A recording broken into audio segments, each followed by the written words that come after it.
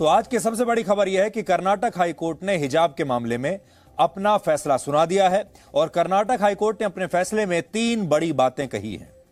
पहली बात, हिजाब इस्लाम धर्म का अनिवार्य हिस्सा नहीं है, इसलिए मुस्लिम छात्राएं हिजाब पहनने की कानूनी मान्यता हासिल नहीं कर सकती। अदालत ने यह भी बताया है कि जिन 6 मुस्लिम छात्राओं ने इस मामले में याचिका दायर की थी, वो इस बात को किसी भी रूप में साबित नहीं कर पाई कि उन्हें शुरुआत से ही उनके स्कूलों में हिजाब पहनने की इजाजत मिली हुई थी।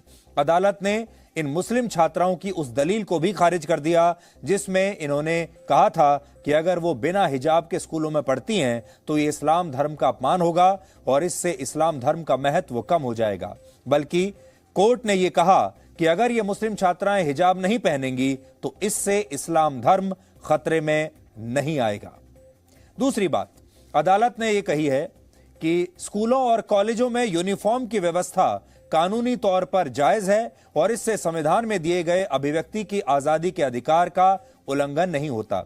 यानी जो मुस्लिम छात्राएं स्कूलों में हिजाब पहनने को अपना संवैधानिक अधिकार बता रही थीं, उसे कोर्ट ने खारिज कर दिया है। इस फैसले में स्पष्ट रूप से बताया गया है कि संविधान में नागरिकों को जो मौलिक अधिकार दिए गए हैं वो असीमित नहीं है, अनलिमिटेड नहीं है और सरकार चाहे तो वो उचित प्रतिबंध कभी भी लगा सकती है।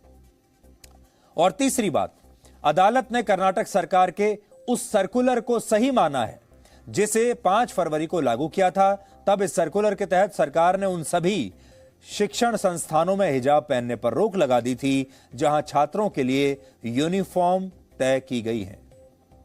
मैं आज हाईकोर्ट के फैसले की कॉपी अपने साथ लेकर आया हूं और इसमें क्या बड़ी बातें लिखी हैं आपको पढ़कर सुनाता हूं। लेकिन जब तक मैं आपको ये बातें पढ़कर सुनाता हूं, एक सवाल अपने दिमाग में रखिएगा कि क्या हाईकोर्ट का फैसला अब हमारे देश के लोगों को मान्य नहीं है? क्या इस फैसले को नहीं माना जाना चाहिए? और वो लोग कौन हैं जो ये कह रहे हैं कि हाईकोर्ट के इस फैसले को हम नहीं मानते?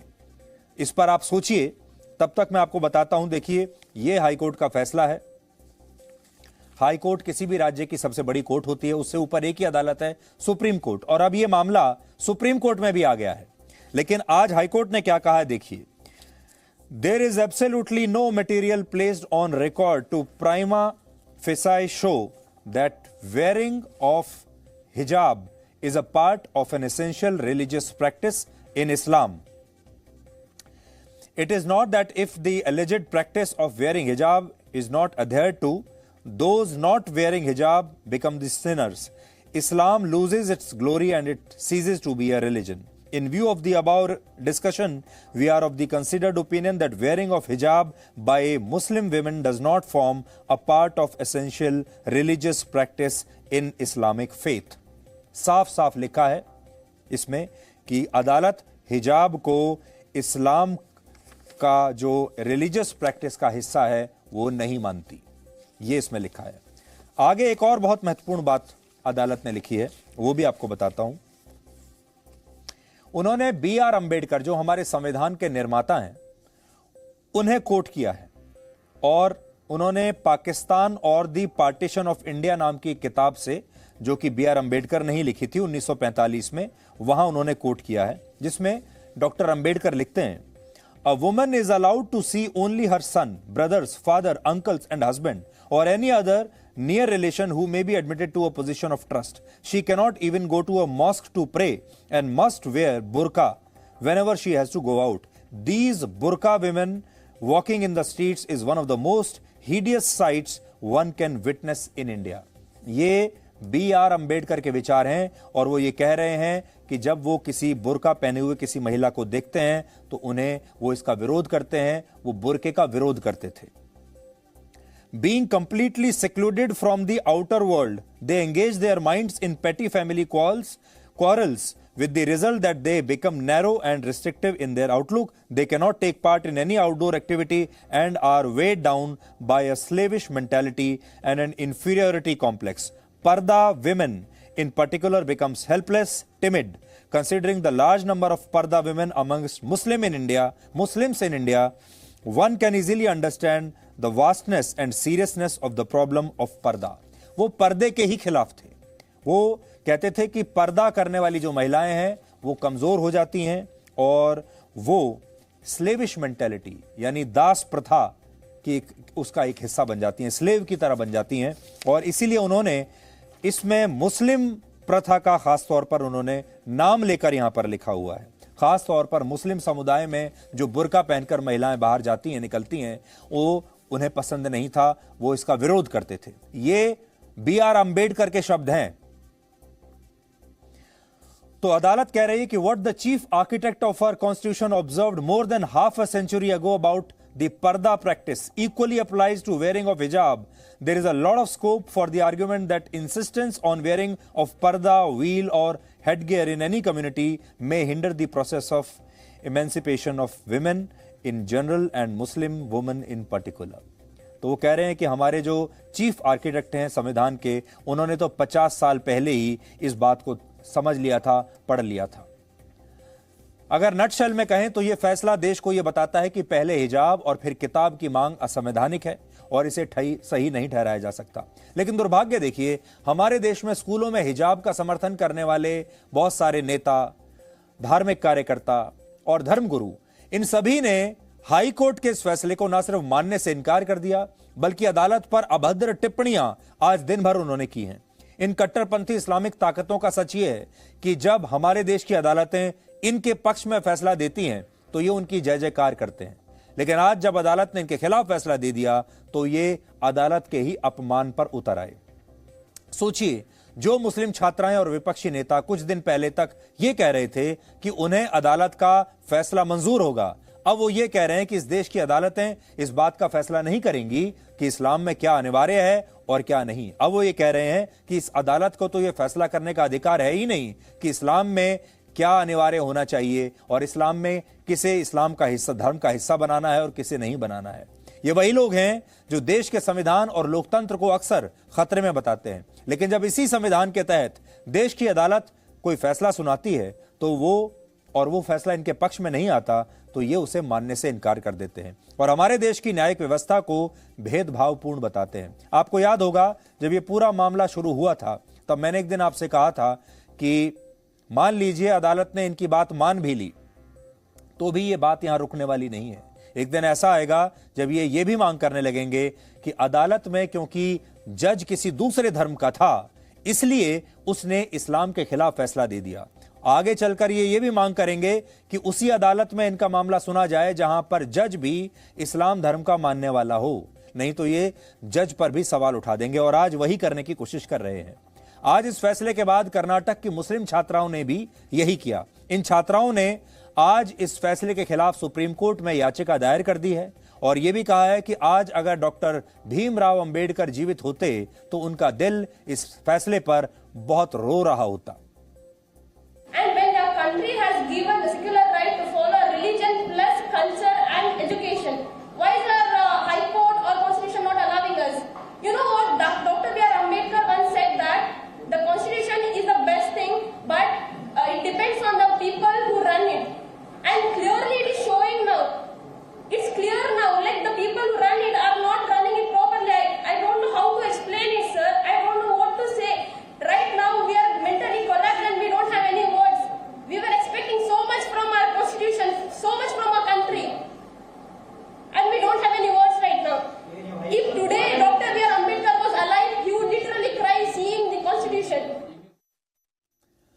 सोचिए कितना बड़ा दुर्भाग्य है ये हमारे देश का। ये छोटी छोटी बच्चियां जिनकी उम्र इस समय पढ़ाई करने की है, इन्हें स्कूल में जाना चाहिए, परीक्षाओं की तैयारी करनी चाहिए, अपने उज्जवल भविष्य के बारे में सोचना चाहिए, और इन लड़कियों को किसी ने इतना भड़का दिया, इनके दिमाग में इतना जहर भर दिया कि आज ये अदालत को चुनौती दे रही हैं। आज ये कह रही हैं कि हमें पढ़ाई नहीं करनी, परीक्षा नहीं देनी, हमें हिजाब पहनना है। ये कह रही हैं पहले हिजाब और फिर किताब, और अगर हिजाब नहीं पहनने दिया तो परीक्षा भी नहीं देंगी। दूसरी बात, इन्होंने ना तो इस्लाम को ठीक से पढ़ा है और ना ही इन्होंने डॉक्टर भीमराव अंबेडकर को पढ़ा है। ये छात्राएं कह रही हैं कि आज अगर डॉक्टर अंबेडकर जिंदा होते तो उनके साथ ये नाइंसाफी नहीं होती। लेकिन आज हम इन छात्राओं को बताना चाहते हैं कि अंबेडकर ने एक बार यह भी कहा था कि इतिहास में ऐसी किसी घटना का जिक्र नहीं मिलता जो गौरव और शोक के क्षण में हिंदू और मुसलमानों को जोड़ती हो। इसलिए हिंदू और मुसलमान एक साथ रह ही नहीं सकते। ये डॉक्टर अंबेडकर के शब्द हैं। और मुसलमानों के लिए पाकिस्तान जाना ही सही फैसला होगा, ये डॉक्टर अंबेडकर ने कहा था। ये कह रही हैं कि डॉक्टर अंबेडकर आज बड़े दुखी होते, और अदालत भी डॉक्टर अंबेडकर को ही कोट कर रही है, और अदालत कह रही है कि डॉक्टर अंबेडकर तो बुर्के और पर्दे के खिलाफ थे, डॉक्टर अंबेडकर तो हिजाब के खिलाफ थे, और ऐसा उन्होंने अपनी किताब में लिखा है। अंबेडकर हिजाब और बुर्के दोनों के खिलाफ थे। आज अगर इन मुस्लिम छात्राओं ने हिजाब की जगह किताब को महत्व दिया होता और अंबेडकर के विचारों के बारे में ठीक से पढ़ा होता, तो उन्हें पता चलता कि डॉक्टर अंबेडकर हमेशा से ही इस बुर्के के खिलाफ थे, इस हिजाब के खिलाफ थे, और वो कहते थे कि इस बुर्के और हिजाब की वजह से ही औरतों को एक दास की तरह दासी बना दिया गया है। यह फैसला पॉपुलर फ्रंट ऑफ इंडिया जैसे इस्लामिक संगठनों के लिए एक बड़ा झटका है, जो देश की पाठशालाओं में कट्टरवाद का जहर घोलकर उन्हें धर्म की प्रयोगशाला बनाना चाहते थे, लेकिन वो अपने मकसद में कामयाब नहीं हुए। इसलिए अब वो मुस्लिम छात्राओं का इस तरह से ब्रेन वॉश कर रहे हैं। हालांकि कर्नाटक के मुख्यमंत्री बसवराज बोम्मई ने राज्य के सभी छात्रों से हाईकोर्ट के फैसले का सम्मान करने की अपील आज की है। ಇದು ನಮ್ಮ ಮಕ್ಕಳ ಭವಿಷ್ಯದ ಪ್ರಶ್ನೆ ಇದೆ, ನಮ್ಮ ಮಕ್ಕಳ ಶಿಕ್ಷಣದ ಪ್ರಶ್ನೆ ಇದೆ।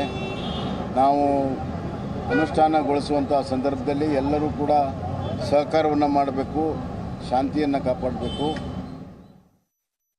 तो आज हम फिर से आपको ये बात बता रहे हैं कि हमारे देश के स्कूलों में ना तो हिजाब की कोई जगह होनी चाहिए और ना ही भगवा की कोई जगह होनी चाहिए। हम दोनों बात कह रहे हैं, अदालत भी यही कह रही है। हिजाब की भी कोई जगह नहीं है और भगवा की भी कोई जगह नहीं है। स्कूल में पढ़ाई की बात होनी चाहिए, स्कूल में स्कूल के यूनिफॉर्म पहनकर जाना चाहिए। आज जो बड़ी बात आपको समझनी है वो ये कि इस फैसले के बाद हमारे देश के खास वर्ग ने भारत की न्याय व्यवस्था पर भी अब सवाल उठाने शुरू कर दिए हैं। बस इसी का इंतजार था, यही होना बचा था। ये लोग कह रहे हैं कि देश की अदालतें ये तय नहीं करेंगी कि इस्लाम धर्म में क्या अनिवार्य है और क्या नहीं।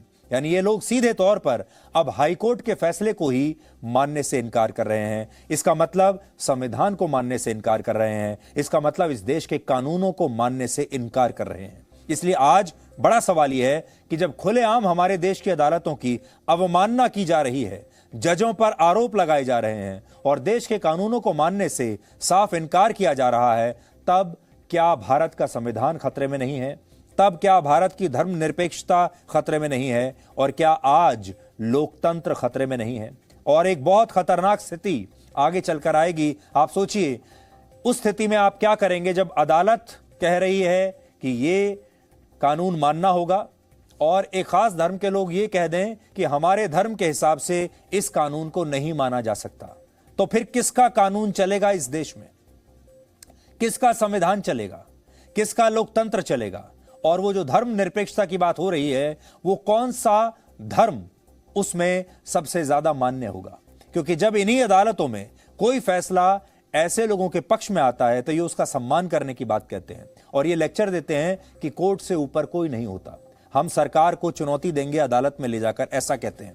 लेकिन लोअर कोर्ट में इनकी विचारधारा वाले किसी आरोपी को जब जमानत भी मिल जाती है तो ये उसे अपनी बहुत बड़ी जीत बताते हैं। आपने देखा होगा, बहुत सारे आतंकवादियों को, बहुत सारे दंगाइयों को कई महीने जेल में बिताने के बाद बेल मिल जाती है, जमानत मिल जाती है, और जिस दिन उसे जमानत मिलती है उस दिन ये ऐसा जश्न मनाते हैं जैसे अदालत ने क्लीन चिट दे दिया हो, और इस फैसले को ऐसे करके पेश किया जाता है जैसे आरोपी को जमानत नहीं मिली हो बल्कि उसे पूरा निर्दोष ही मान लिया गया हो। लेकिन जब फैसला इनके खिलाफ आता है तो ये उसे एजेंडा बताते हैं, अदालतों की निष्पक्षता पर सवाल खड़े करते हैं और कहते हैं कि हमारे धर्म में हमें क्या करना है ये अदालतें हमें नहीं बता सकती। उदाहरण देखिए, वर्ष 2018 में मध्य प्रदेश हाईकोर्ट ने तलाक के एक मामले में बहुत अहम फैसला दिया था। इस मामले में एक महिला अपने मुस्लिम पति से तलाक के बाद गुजारा भत्ता देने की मांग कर रही थी, लेकिन अदालत ने तब इस मांग को यह कहते हुए खारिज कर दिया था कि उसकी शादी मुस्लिम पर्सनल लॉ के तहत हुई है, इसलिए वो हिंदू मैरिज एक्ट के तहत गुजारा भत्ता पाने की हकदार नहीं है।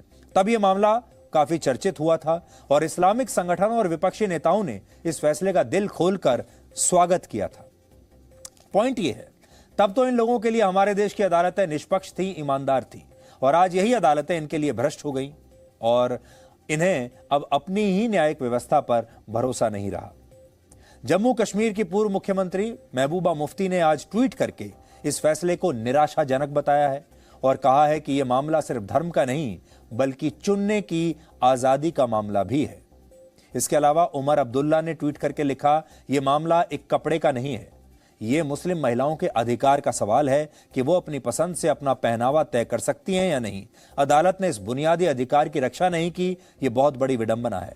ऐसा उमर अब्दुल्ला अपने ट्वीट में लिख रहे हैं। और असदुद्दीन ओवैसी ने भी इस फैसले को संविधान के असली मूल्यों के खिलाफ बताया है। ये वो तमाम लोग हैं जो अक्सर संविधान को खतरे में बताते रहते हैं, लेकिन आज यही लोग इस देश की न्यायिक व्यवस्था पर गंभीर आरोप लगा रहे हैं। हम इस जजमेंट से डिसएग्री करते हैं, इसको सही नहीं मानते हैं, हमारा संवैधानिक राइट है। और हम क्यों कह रहे हैं, क्योंकि ये ऑनरेबल हाईकोर्ट का जजमेंट फंडामेंटल राइट जो संविधान में है उसको सस्पेंड करता है। कौन से? Right to religion, right to expression, right to conscience suspend करता है। और जो प्रियम्बल में liberty of thought, equality, justice की बात संविधान बनाने वालों ने की, उसको ओवरलुक करता है। आप सिर्फ मुझे हिजाब पहनने की इजाजत नहीं दे रहे हैं, दूसरों को अपना सिंपल पहनेंगे तो डिस्क्रिमिनेशन है, वो आर्टिकल 15 का वायलेशन है।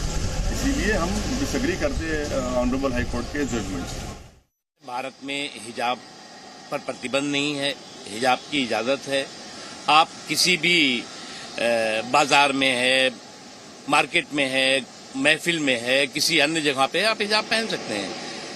लेकिन जहां पर संविधान के अधिकार की बात हो रही है, वहां पर संविधान के कर्तव्य की बात है। अगर आपके संवैधानिक अधिकार हैं तो उन संस्थाओं के भी संवैधानिक अधिकार हैं जो संस्थाएं की अपने ड्रेस कोड, डिसिप्लिन के जरिए वहां पर शिक्षा का काम कर रही हैं। आप केवल अधिकार की बात करेंगे और संविधान में कर्तव्यों की अनदेखी करेंगे, ये बिल्कुल नहीं चलेगा। हमें स्वागत भी करना चाहिए और हम सब जुडिशरी से कोई भी फैसला आता है तो हम सब की कानूनी और नैतिक जिम्मेदारी है उसको स्वीकार करना। बात सिर्फ इतनी सी है कि शिक्षण संस्थाओं को ये फ्रीडम है, ये स्वतंत्रता है या नहीं है कि वो अपने बच्चों के लिए शिक्षण संस्थाओं में भी, यूनिवर्सिटी नहीं, कॉलेज की हद तक, क्या उनको ये स्वतंत्रता है कि वो अपने बच्चों के लिए एक ड्रेस कोड को लागू कर सकें। जहाँ तक आम आदमी या महिला का प्रश्न है, आप पूरी स्वतंत्रता है, आपको जो जी चाहे आप पहनिए, कोई आपको नहीं मना करने वाला। हम आपसे लगातार ये कहते आ रहे हैं कि ये मांग सिर्फ हिजाब तक सीमित नहीं रहेगी और अब वैसा ही हो रहा है। देखिए, हमारी बात बिल्कुल सही निकल रही है और हमें इस बात की खुशी नहीं है, निराशा है। पहले इन मुस्लिम छात्राओं ने स्कूलों के आदेश को मानने से इनकार किया, फिर इन्होंने सरकार के आदेश को नहीं माना और अब कोर्ट ने भी जब ये कह दिया कि स्कूलों में हिजाब पहनना इन छात्राओं का संवैधानिक अधिकार नहीं है, तब ये अदालत का आदेश भी मानने को तैयार नहीं है। यानी इन मुस्लिम छात्राओं को इस देश की व्यवस्था में विश्वास ही नहीं है। ये देश को संविधान से नहीं, अपने धर्म के हिसाब से चलाना चाहती हैं और जो लोग इन मुस्लिम छात्राओं को पीछे से चला रहे हैं रिमोट कंट्रोल से, वो ये चाहते हैं कि ये मामला आगे बढ़ता चला जाए। ये बात हम आपको पहले भी कई बार बता चुके हैं कि इस्लाम धर्म में हिजाब को अनिवार्य नहीं माना गया है। कुरान में केवल मॉडेस्टी का जिक्र किया गया है, यानी इस बात पर जोर दिया गया है कि महिला और पुरुष दोनों इस तरह के कपड़े पहने जो उनकी गरिमा और लाज को बचाकर रखें, बनाकर रखें। लेकिन इस्लाम धर्म के ठेकेदार और मुस्लिम नेताओं ने समय समय पर लोगों को गुमराह करने की कोशिश की है इस मामले में।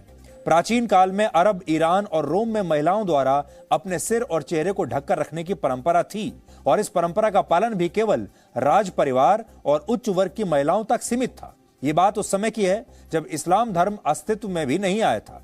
7वीं शताब्दी में जब अरब में इस्लाम धर्म की उत्पत्ति हुई तो यह पहनावा काफी लोकप्रिय हो गया और इसके अलावा इस्लाम धर्म में जो 5 स्तंभ बताए गए हैं उनमें भी हिजाब या किसी दूसरे तरह के पर्दे का जिक्र नहीं मिलता। किसी भी देश की शिक्षा व्यवस्था में जब धार्मिक कट्टरवाद का जहर घोला जाता है तब वहां किस तरह की व्यवस्था स्थापित होती है, बांग्लादेश उसका सबसे बड़ा उदाहरण हो सकता है। बांग्लादेश के एक मेडिकल कॉलेज ने वहां पढ़ने वाली हिंदू छात्राओं के लिए भी अब हिजाब को अनिवार्य कर दिया है।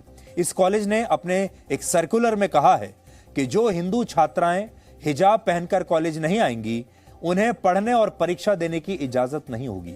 और बड़ी बात यह है कि इस फैसले का विरोध वहां की हिंदू छात्राएं ही नहीं कर रही बल्कि कुछ मुस्लिम छात्राओं का भी इन हिंदू छात्राओं को साथ मिल रहा है और मुस्लिम छात्राएं भी अब बिना हिजाब के कॉलेज में आना चाहती हैं। लेकिन हमारे देश की मुस्लिम छात्राएं पहले हिजाब और फिर किताब की जिद पर अड़ी हुई हैं। सोचिए, भारत के मुसलमान दुनिया में इतने कट्टर क्यों होते जा रहे हैं? दुनिया भर में जो इस्लाम के केंद्र माने जाते हैं, जैसे सऊदी अरब, वो सॉफ्ट इस्लाम की तरफ जा रहे हैं। वो महिलाओं को और ज्यादा अधिकार दे रहे हैं। वो महिलाओं को गाड़ी चलाने का अधिकार दे रहे हैं, महिलाओं को बाहर जाने की छूट दे रहे हैं। वहां पर सॉफ्ट इस्लाम को अपनाया जा रहा है। वो अपने आप को अब आधुनिक बनाने में लगे हुए हैं। और ये भारत के मुसलमान हैं जो और पीछे जाना चाहते हैं। वैसे इस धार्मिक कट्टरवाद के कई उदाहरण आपको मिल जाएंगे। सोचिए, अफगानिस्तान में तालिबान की वापसी के बाद पश्चिमी देशों की महिला पत्रकार भी वहां पर हिजाब पहनकर रिपोर्टिंग करती हुई देखी गई थी। और इन पश्चिमी देशों की महिलाओं का कहना है कि वो ऐसा करके स्थानीय लोगों की धार्मिक मान्यताओं का सम्मान कर रही हैं। अफगानिस्तान में आज भी बहुत सी मुस्लिम छात्राओं ने इसलिए कॉलेज जाना छोड़ दिया है क्योंकि वो हिजाब नहीं पहनना चाहती। लेकिन हमारे देश में ठीक इसके उल्टा हो रहा है। इसलिए कई बार ऐसा लगता है कि हमारे देश के मुसलमान शायद तालिबान बनना चाहते हैं। क्या वो अफगानिस्तान बनाना चाहते हैं इस देश को? कितने बड़े दुर्भाग्य की ये बात है। दुनिया भर के मुसलमान आधुनिक हो रहे हैं, खुल रहे हैं, नई चीजों को अपना रहे हैं, और हमारे देश के जो मुसलमान हैं वो और ज्यादा कट्टरपंथी होते जा रहे हैं। खास बात आपने देखी होगी, आप तो जानते हैं पहले 1947 से पहले भारत, पाकिस्तान और बांग्लादेश एक हुआ करता था। और ये ऐसा भूखंड है, आज पाकिस्तान के मुसलमान दुनिया भर में सबसे ज्यादा कट्टर माने जाते हैं, बांग्लादेश के मुसलमान सबसे ज्यादा कट्टर माने जाते हैं, और अब भारत के मुसलमान भी पाकिस्तान और बांग्लादेश के मुसलमानों को फॉलो कर रहे हैं। ये जो भूखंड है, यहां के मुसलमान अब पूरी दुनिया में सबसे ज्यादा कट्टर होते जा रहे हैं। और जो इस्लाम के केंद्र हुआ करते थे जो देश, वो जो देश हैं वो अपने आप को आधुनिक करने में लगे हुए हैं। वो हिजाब से छुटकारा पा रहे हैं। पश्चिमी देश कह रहे हैं कि हिजाब पर प्रतिबंध लगा देना चाहिए, बहुत सारे देशों ने लगा भी दिया है। और हमारे देश के लोग वापस पुराने जमाने में जाना चाहते हैं। आज एक बड़ा सवाल यह भी है कि भारत के मुसलमान डॉक्टर एपीजे अब्दुल कलाम को अपना आदर्श क्यों नहीं मानते? डॉक्टर कलाम को भारत का मिसाइल मैन कहा जाता था और वो खुद भी एक मुसलमान थे। उन्होंने भारत की परमाणु शक्ति में जबरदस्त विस्तार किया, भारत के राष्ट्रपति भी रहे और अपने आधुनिक विचारों के लिए जाने जाते थे। सोचिए, अगर वो भी अपने स्कूल और कॉलेज में पढ़ाई के दौरान अपने धर्म को बीच में ले आते तो क्या हमारा देश आज इस मुकाम पर पहुंच पाता? लेकिन दुर्भाग्य देखिए, हमारे देश के बहुत सारे मुसलमान कलाम को अपना रोल मॉडल मानते ही नहीं है। वो पाकिस्तान के जो कट्टरवादी आतंकवादी संगठनों के जो मुखिया हैं उन्हें अपना आदर्श मानते हैं। ये विडंबना है कि भारत का संवैधानिक स्टेटस तो सेक्युलर यानी धर्मनिरपेक्ष है, जो सभी धर्मों में विश्वास और समानता की बात करता है। लेकिन एक धर्मनिरपेक्ष देश में कानूनों को लेकर यूनिफॉर्मिटी यानी समानता नहीं है, जबकि इस्लामिक देशों में इसे लेकर बाकायदा कानून है। यानी जो देश धर्मनिरपेक्ष हैं वहां समान कानून के रास्ते पर आज तक नहीं चल पाया कोई। लेकिन इस धार्मिक कट्टरवाद की एक ही वैक्सीन है और वो है यूनिफॉर्म सिविल कोड। हमें लगता है जिस तरह से स्कूलों में यूनिफॉर्म को लागू किया गया है, ठीक उसी तरह हमारे देश में यूनिफॉर्म सिविल कोड लागू होना चाहिए। यानी एक देश और एक कानून की व्यवस्था होनी चाहिए, सबके लिए बराबर कानून होना चाहिए। तो आखिर में हम दो बात आपसे ये कहना चाहते हैं। हम ये जानते हैं हमारे देश में एक मुट्ठी भर वर्ग है मुसलमानों का जो हिजाब पर जो ये पूरा विवाद चल रहा है इसका समर्थन करता है। आज भी हम जानते हैं हमारे देश में बड़ी संख्या में ज्यादातर जो मुस्लिम छात्राएं हैं वो हिजाब से छुटकारा चाहती हैं। वो चाहती हैं वो अपनी मर्जी के कपड़े पहनकर बाहर निकल सकें, बाकियों की तरह दिख सकें। वो चाहती हैं वो अपने स्कूल कॉलेज में पढ़ाई पर ध्यान दें, अपना भविष्य बनाएं, आगे चलकर अच्छी नौकरी करें, अच्छा जीवन यापन करें। और हमें ऐसा लगता है ज्यादातर मुस्लिम छात्र, ज्यादातर मुस्लिम परिवार यही चाहते हैं, अपनी बेहतरी चाहते हैं, ज्यादा से ज्यादा पढ़ाई करना चाहते हैं, दुनिया के बेहतरीन कॉलेजों में अपने बच्चों को भेजना चाहते हैं।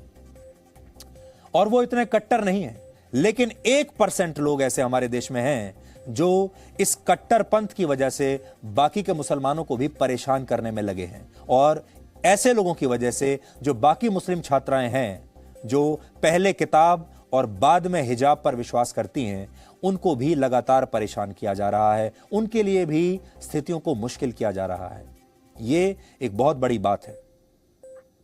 इसलिए आज हम अपने देश के हमारे जितने मुसलमान दर्शक हैं, इस्लाम को मानने वाले जो दर्शक हैं, जो परिवार हैं, वो भी हमारे उतने ही अपने हैं। और वो अपने अंदर झांक कर अगर देखेंगे और अपने बच्चों से पूछेंगे तो वो सब यही कहेंगे कि वो बाकी लोगों की तरह ही स्कूल और कॉलेज में जाना चाहते हैं। वो हिजाब नहीं पहनना चाहते, हिजाब से छुटकारा पाना चाहते हैं, तालिबानी सोच से छुटकारा पाना चाहते हैं। इसलिए आज हम आपसे अपील करेंगे कि ये जो गलत प्रोपेगेंडा चलाया जा रहा है, इसमें मत पड़िए। और दूसरी बात हम ये कहना चाहते हैं कि हम यहां किसी धर्म के खिलाफ नहीं है, किसी धर्म के खिलाफ नहीं है। हम सिर्फ ये कह रहे हैं, हर धर्म पर, हर व्यक्ति पर जो भारत का नागरिक है, एक जैसा कानून होना चाहिए। स्कूल में कोई भी धर्म का बच्चा हो, छात्र हो, उसे एक ही यूनिफॉर्म पहनकर जानी चाहिए। उसे ना हिजाब की इजाजत होनी चाहिए और ना ही कुछ और पहनने की इजाजत होनी चाहिए। सब चीजें सबके लिए बराबर होनी चाहिए।